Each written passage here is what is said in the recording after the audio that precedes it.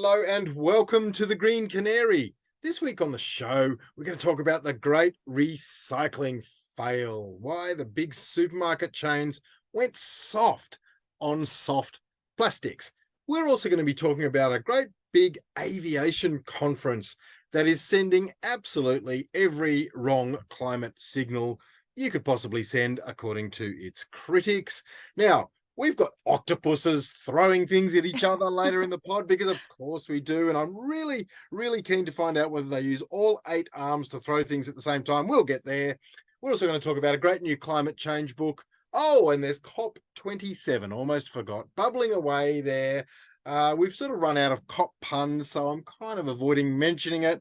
But I think we will lead the podcast this week with COP27, because I'm sure that my co-host, Elfie Scott, will find a way to make it interesting. Elfie, there's your challenge. And how are you today? Hi, I'm good, thank you. And although you're absolutely right, I do not have any cop puns to offer anymore. I'm so sorry. No more cop outs, no more cop that. No, we can't do it. We're on an editorial policy now of no more puns. All right. Well, let's just rip into cop. Look, this, I think, as a overall statement, Elfie, is fair to say. COP27 hasn't had the same vibe as COP26. COP26 in Glasgow was this kind of moment. It felt like your first date with a climate hottie. You know, it felt like it just felt like a moment, like a coming of age for the world moment. COP27 just kind of, maybe it's second album syndrome, well, 27th album syndrome, but you know, it's the one after the one that felt like something. Does it feel the same to you? Yeah, I think you're totally onto something there. And look, it does make sense in the global context of so many different priorities coming up. We've just come out of a pandemic. There is currently a war happening in Europe. There's a lot of things happening at the moment, but it is obviously becoming more and more important that we pay attention to COPs and that things happen at COPs. And it just doesn't seem like it is working out that way. However, there are some things that have happened this week that we should probably mention, and it's not all lost so far at COP27. So Australia has joined the Global Methane Pledge officially now. This is something that we have been ramping up for weeks. They've also joined something called the Green Shipping Challenge, which I had never heard of. It's basically a pledge to clean up the international shipping industry. I thought they were going to make all the ferries green, like in Sydney Harbour. I think they're so pretty, those green ferries. I am happy with either way, whatever that initiative actually is. Well, they could do both. Who knows? Yes. We have also joined the Forests and Climate Leaders Partnership and officially put in our bid to host COP31 in 2026 alongside Pacific nations. So there are a couple of different things that have happened, but obviously, yes, there is a lot of disappointment with COP27 as well. So, for example, like Chris Bowen has basically said that it is super unlikely that there's going to be any agreement over calls for wealthy nations to pay loss and damage compensation to developing countries. That is really frustrating for a lot of organizations. I think week 2 possibly is going to be quite the flop, but we will see. Look, the loss and damage is the big one. We've been talking about these payments for climate adaptation for developing nations over the past couple of weeks. That was always going to be the theme of this COP. Because it's held in Egypt, which is advanced in many ways, but it's still, I believe, classed as a developing nation. If the West, which must own, and to some extent does own, the biggest role in the climate crisis, if the West is to help the developing world get on board with net zero type goals, we need to pay them some money to help transition to clean fuels. That is what the developing nations are seeking. That looks like what they are not getting. If there really is no serious loss and damage payment scheme to come out of COP27, then they might as well have spent the 2 weeks snorkeling in the glorious waters of the Red Sea, where this conference is being held, because not a lot else will really be achieved. But as you said, little things. We've signed the Methane Pledge. We also, I believe, joined the Global Mangrove Alliance. Yes. Good. I do love a mangrove. And you know, so does the world. And basically, the week ahead, it's we really, really just have to focus on this finance issue to help smaller nations end off. Yeah. All right. Well, let's move on because we have a kind of packed episode this week. So the next story we are going to cover will be the news that broke last week that Australia's biggest plastic bag recycling program, known as Red Cycle, has well and truly died, at least for the moment. So it was revealed that hundreds of millions of plastic bags and other soft plastics that were being dropped off at Coles and Woolworths were just being secretly stockpiled in warehouses, and they were not at all actually being recycled. So for the uninitiated, there have been these bins that have been available at Coles and Woolworths. And do you drop off your soft plastics? Is that part of your routine when you go shopping? Elfie, I put a little backpack on my back and I high street shop. I am the greatest hipster in Australia when it comes. I do that to support local businesses. I go to a butcher, a baker, a candlestick maker, a grocer, an Indian grocer, a South Asian grocer, an East Asian grocer. Sorry, I really high street shop and have made it my mission never to set foot again in a Coles or a Woolworths as long as I live. There you go. That is actually a very interesting mission, Anne, and I might think about doing the same. But Coles and Woolworths, speaking of, it's good fun. It's good fun, but I'm lucky. I live in one of those parts of Sydney where a high street shopping is still a viable thing to do. And it's, look, they both made $1 billion plus last year profit, Coles and Woolies. I hate the way when one of these things happen, Elfie. Okay, Coles and Woolies, they've done the right thing. Public relations, good for them. They have facilitated a plastics recycling program. They have made it possible for you to use their space to put things there. And then they push it off to a company called Red Cycle. Red Cycle becomes bad at what it does for some pretty piss weak excuses, it must be said. Whether those excuses are real or not, they sounded piss weak. Okay, Woolies and Coles, who made $1 billion each last year, buy a warehouse. Probably get one for $1 million. That's 1/1000th of your profit. Buy a warehouse and you set up the scheme yourself. Be the fresh food people. Be the fresh earth people. Do an initiative that doesn't rely on someone else. Don't just have the goodwill that you've bought through someone else's hard work. Do the work yourself. Start the program yourself. This is my stance on this issue. I think that's fair enough, actually. Although it has to be said that there have just been so many controversies about recycling in the past couple of years that have come to the surface. And I think that it really just draws attention to the idea that plastic recycling in general is really fucking hard to do properly. And it seems like there are massive holes in all of these systems. And it also brings attention, again, to how much plastic Australians are just using in general. So I found a statistic, Anne, that says we consume more plastics just per capita than any other nation. It's about 4 times higher than the global average. That is a sadistic statistic. I do not like that. Yes, exactly. So I do think that we have a pretty blasé attitude towards plastics and plastic recycling, and these stories should just bring our attention back to that sort of consumption and actually making these processes viable in the future.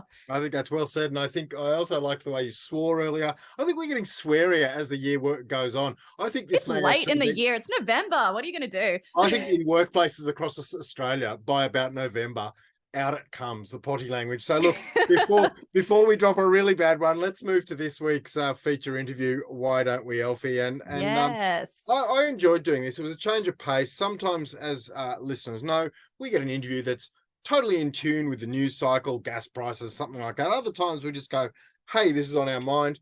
Hey, this is on our mind. That's this week. Now, look, I try not to fly, as well as trying not to go to Coles or Woolies or big supermarket chains. And I take that really seriously. I try not to fly.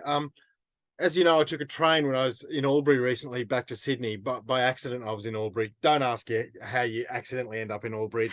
It happens. It happens. It sounds like a scene from The Hangover, but I accidentally found myself in Albury and needed to get the hell out of Albury. No offense, Albury.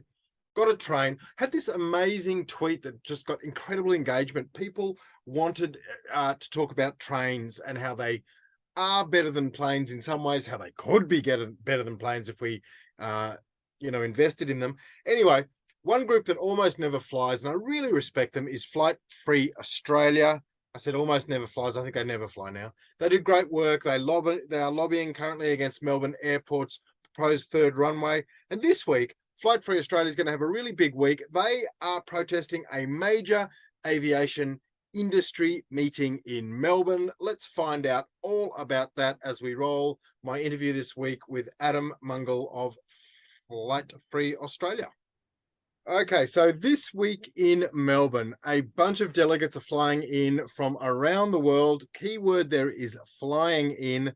They are going to have themselves an aviation conference. They're going to talk about slots, which is possibly the most boring, nerdy aviation thing you can talk about. Which planes are going to go where. I understand it's actually quite competitive. But we're not really interested in the slots. We're interested in the fact that 1,000 people in aviation are going to talk about how we can expand aviation at a time when COP27 is running and we are looking at ways to decarbonize, or at least to strongly reduce our carbon footprint. Now, our guest this week is Alex Mungall. He is from Flight Free Australia. Alex and his mates from that group, it is very safe to say, are not necessarily thrilled about the conference that is happening in Melbourne this week. We thought we'd talk to him about that and other things. How are you today, Alex? I'm pretty good. Yeah, it's a horrible day in Melbourne. So I think it's a great way to greet IATA delegates from all around the world with this choppy, crappy weather. A classic Melbourne welcome for the delegates from IATA, which of course stands for the International Aviation, help me out here. Transport Association. Yes, of course it does. Thank you very much. So why are IATA meeting and why are you angry about it? Look, so Flight Free Australia is a group of pledgers who have decided to stop flying because of the climate emergency. Meanwhile, IATA is growing aviation by 4% a year. Not only that, they're, in our opinion, greenwashing themselves and pretending that they have a plan to change that. It's just stuck in our craw that they are apparently getting away with growing emissions while the rest of us are trying to do something to decrease our emissions from aviation. Okay, so I have, for my sins, ploughed through some of the IATA, the International Air Transport Association material.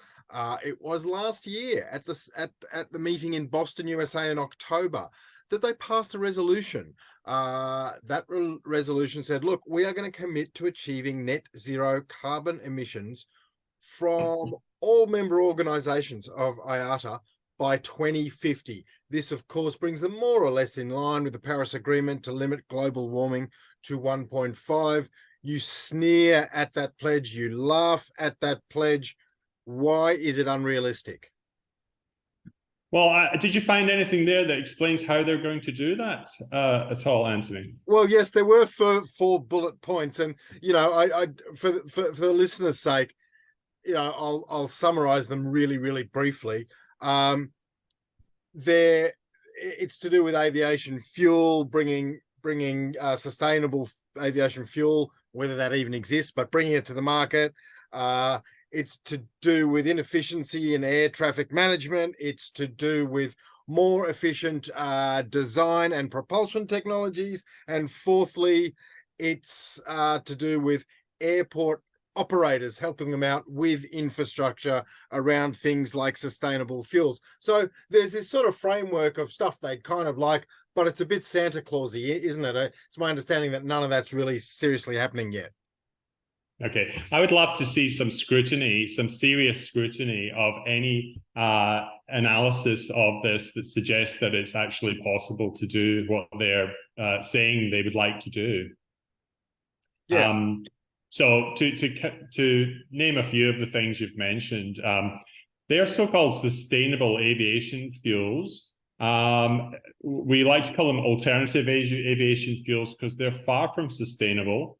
They have been called colonial aviation fuels.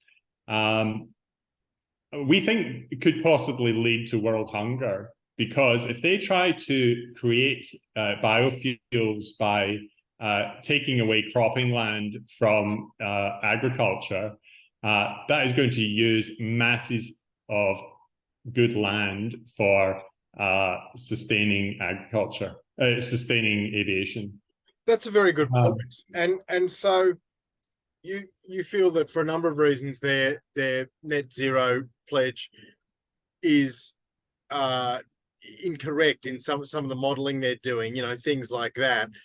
But overall, these guys are aiming for a, as you put it, 4% increase, or they're not aiming this. That's where aviation is heading. 4% a year. It is growing. That means it'll double in what, 10, 15 years? In 15 years. Well, it's been doing that for decades now, and there's no sign of it letting up. And to grow in this way with different fuels than what we've been using, they themselves are saying will require massive taxpayers' subsidies. And disappointingly, the Australian government has this year formed a jet council with the airlines and are talking about sustainable aviation fuels. Now, it's multiples of cost on existing fuels to create biofuels for aviation, and someone has to pay that cost. Now, is the Australian government going to add to the existing $1 billion of subsidies to aviation, according to the Australian Institute, and make us pay for a habit that is marketed as something that everybody does, but only 20% of the global population has ever flown in an aeroplane, and 1% of the world's population is responsible for 50% of aviation emissions. So we think the real problem is frequent flyers, private jets, and the greenwashing of aviation, pretending that it is sustainable. And the airlines have a million ways of explaining how their product is just fine and dandy, but other people's carbon is the problem. I mean, this week's conference is a very, very good idea, good example, isn't it? Here's 1,000 delegates flying in, and you can't tell me you can't negotiate this sort of thing by Zoom. You're in Melbourne, I'm in Sydney today. I have not flown down to have this chat with you. There's a lot of aviation industry people who maybe could be setting that example themselves today. But Alex, before we go, I want to ask you really briefly about the Melbourne third runway. Now, I know that there was a submission period earlier this year, and I know that the thing can't be built, even if construction were to start immediately, till about 2027. What are your thoughts on the third runway? Is it likely to happen? And are you still fighting it? We're absolutely fighting it. Recently, Schiphol Airport in Amsterdam chose voluntarily to reduce their overall flights because of the climate emergency. Whereas Melbourne Airport's proposals in the Major Development Plan are for a new runway that will have a 50% increase in emissions from aviation.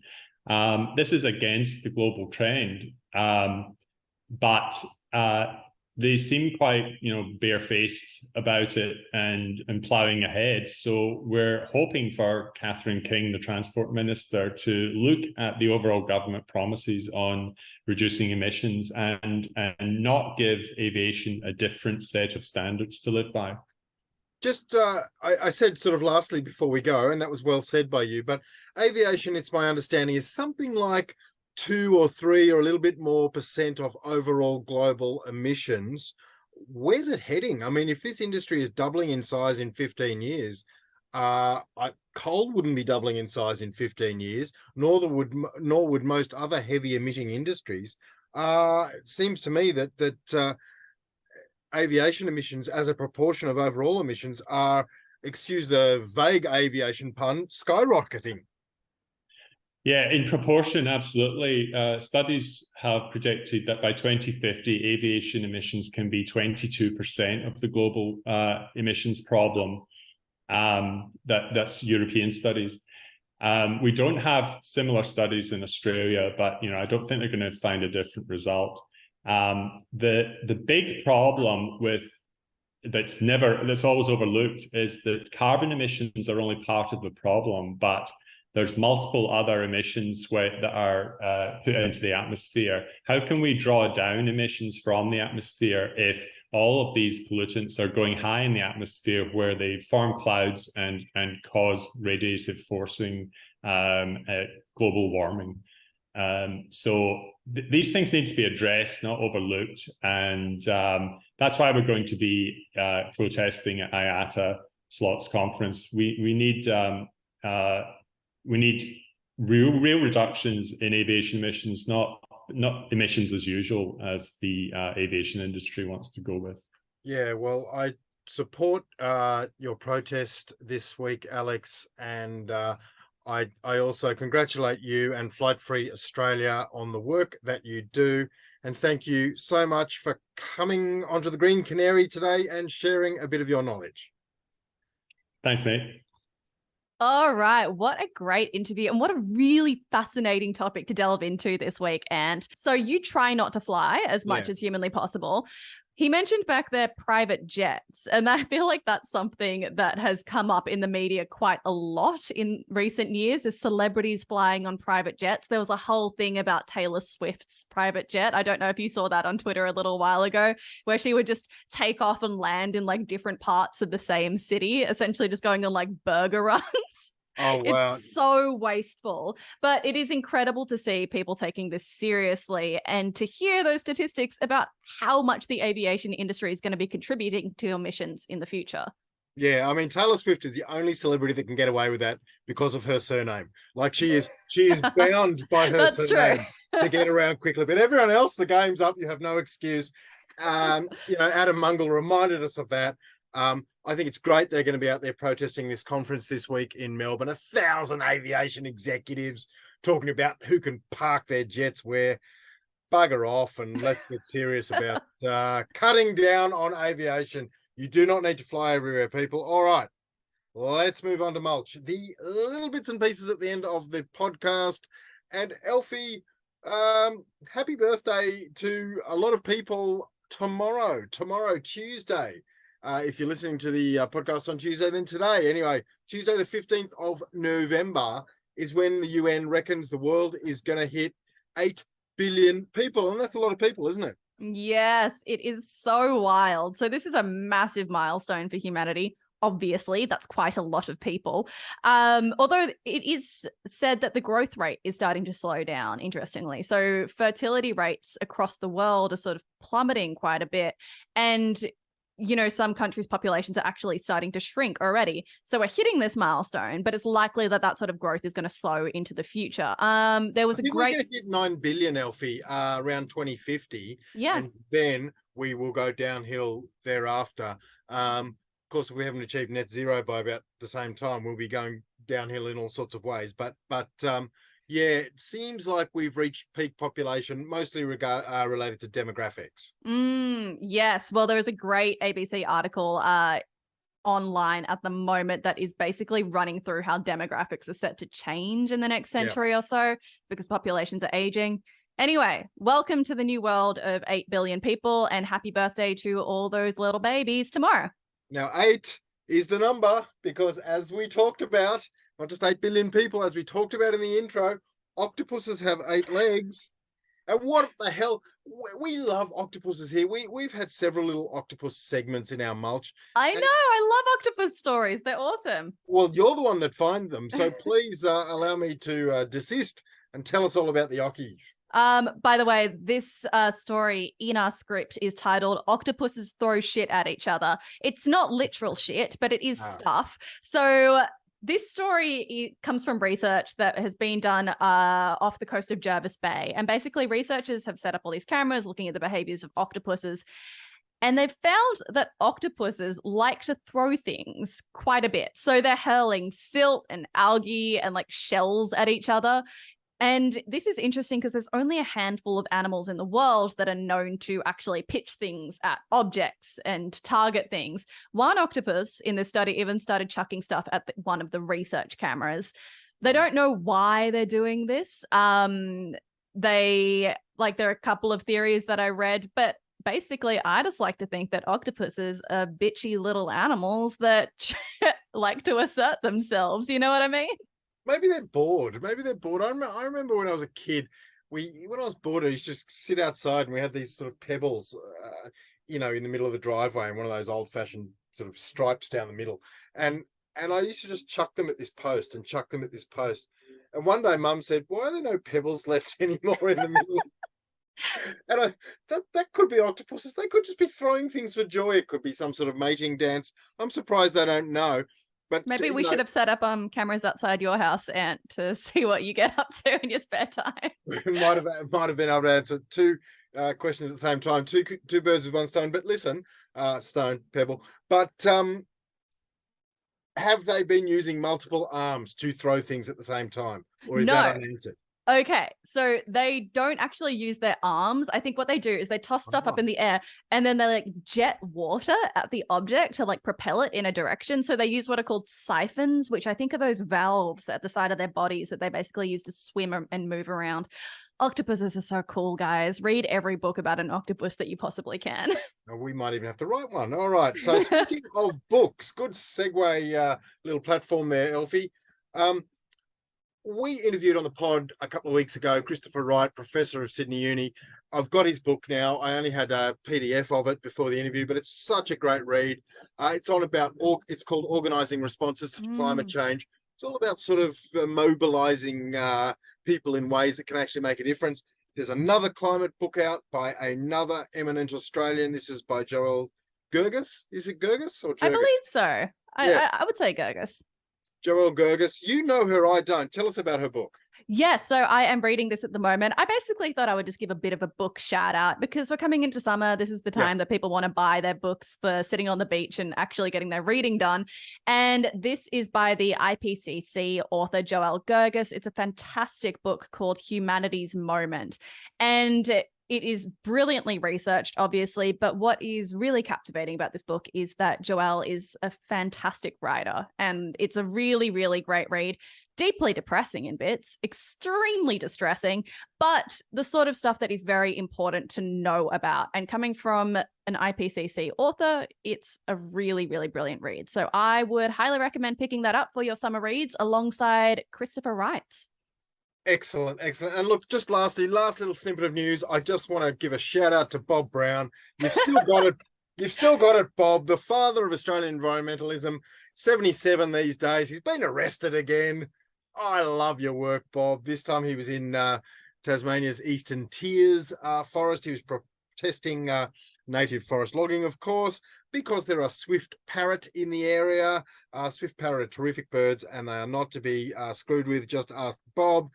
He said that this harvesting of this forest was an outrage against nature. He'll be fighting any charge laid against him. He'll be in court on December 21. If I was in Hobart, I'd turn up. It'd be a good day out. Anyway, love your work, Bob. Yes, well done. I love this story, and it sort of motivates me. Not so much to get arrested, but to get out there. You know what I mean? All right, well, that is all we have time for on the Green Canary today. Thank you so much for joining us. As always, we would like to acknowledge the traditional custodians of the land on which we're recording, the Gadigal people of the Eora Nation. We'd like to pay our respect to elders past and present and acknowledge that this land was stolen, never ceded. Thank you, Elfie. And I'd just like to remind everyone that you can subscribe to our weekly newsletter by emailing hello@thegreencanary.co. Had a couple of new ones last week, more than a couple, so that was great. Newsletter comes out every Wednesday, bit of what's in the pod, bit of other stuff, bit of analysis, all really interesting. Thank God for our newsletter. People tell us every week. And you can also follow us on Twitter @GreenCanaryPod is our handle there. We still believe in Twitter. It might be around for another few days. You never know your luck. And we are there on Instagram @GreenCanaryMedia, which Elon Musk has not ruined at all yet, as far as we know. And that's about all, and we will see you next week on the Canary. Bye. Bye.